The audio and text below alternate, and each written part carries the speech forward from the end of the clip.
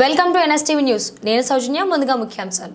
తనూరు మండలంలో ఎమ్మెల్సీ ప్రచారంలో భాగంగా ఎమ్మెల్సీ అభ్యర్థి నరేందర్ రెడ్డి గారిని భారీ మెజారిటీతో గెలిపించాలని ముధోల్ నియోజకవర్గం ఎమ్మెల్సీ ఇన్ఛార్జ్ శ్రీ బోస్లే నారాయణరావు గ్రాడ్యుయేట్ల సమావేశంలో మాట్లాడారు.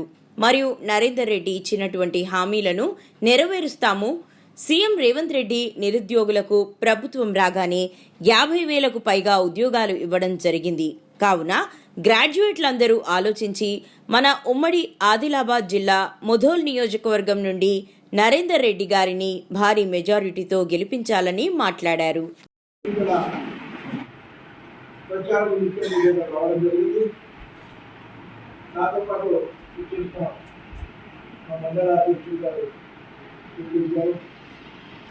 నరేంద్ర రెడ్డికి ఎందుకు ఓటేయాలంటే నరేంద్ర రెడ్డి కూడా మీ ఫీల్డ్లో నుంచి ఆల్ ఫోర్స్ విద్యా సంస్థ స్థాపించి 36 సంవత్సరాలు అవుతుంది.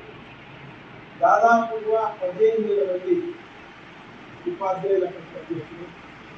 వాళ్ళకి రెగ్యులర్గా 12 మాసాల శాలరీ ఇచ్చి 5 తేదీ లోపల వాళ్ళందరికీ శాలరీ కూడా పే చేయడం జరిగింది.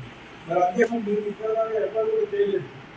గ్రాడ్యుయేట్ కోసం ఆయన గెలిపిస్తే ప్రతి గ్రాడ్యుయేట్ ఎంతమంది మన నియోజకవర్గంలో 4,500 మంది గ్రాడ్యుయేట్స్ వాళ్ళందరికీ బీమా సౌకర్యం కల్పించడం.